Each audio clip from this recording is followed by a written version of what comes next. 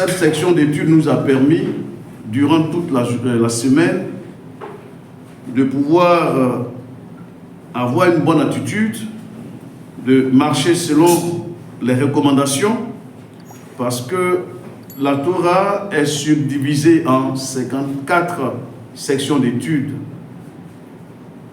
hebdomadaires. Et chaque semaine, nous avons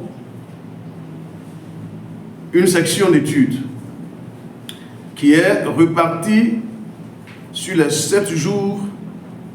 Donc, chaque jour, nous avons une étude journalière à faire. Et cette étude journalière nous permet d'avoir une orientation divine dans la journée. Et nous sommes arrivés à la conclusion, parce que la paracha Aéremot Kedushim, qui est donc une paracha couplée, nous parle à la fois de la mort des enfants de Aaron, ainsi que de la sainteté que nous devions observer. Et cette section d'études, elle est donc située entre les chapitres suivants du livre de Lévitique, à partir du chapitre 16, verset 1, jusqu'au chapitre 20, verset 27. Il est écrit dans la Lévitique, chapitre 16, verset 1, qu'après la mort des 2 fils d'Aaron, quand ils se sont approchés de l'Éternel.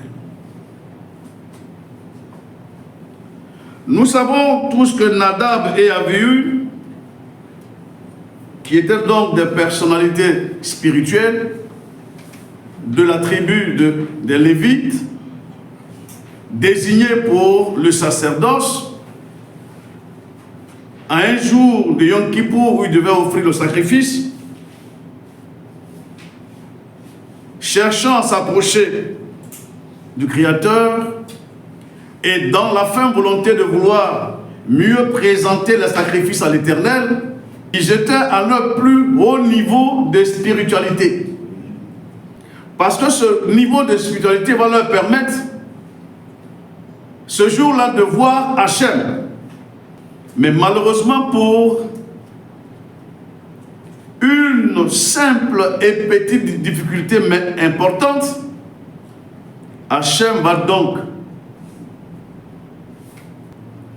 les faire mourir. Alors qu'ils étaient impliqués dans le service divin, ils avaient vraiment cette envie d'être ceux par qui Hachem allait ce jour-là faire l'expiation des fautes du peuple d'Israël. Voilà que cela va leur valoir la mort. Et ce matin, nous allons nous interroger. Pour nous, la mort, c'est quoi? Est-ce qu'il y a une vie après la mort?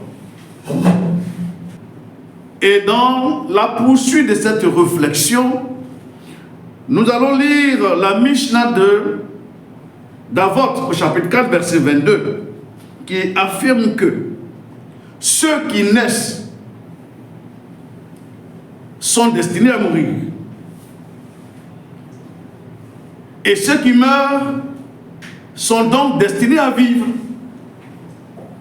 Donc, du coup, cette maxime, c'est-à-dire ce proverbe, va donc bien résumer la philosophie juive de la vie et de la mort. Donc, ces deux termes, il n'existe pas de divergence entre la mort et la vie, entre la naissance et la mort. Il n'y a pas de divergence, puisqu'on naît pour mourir et on meurt pour vivre.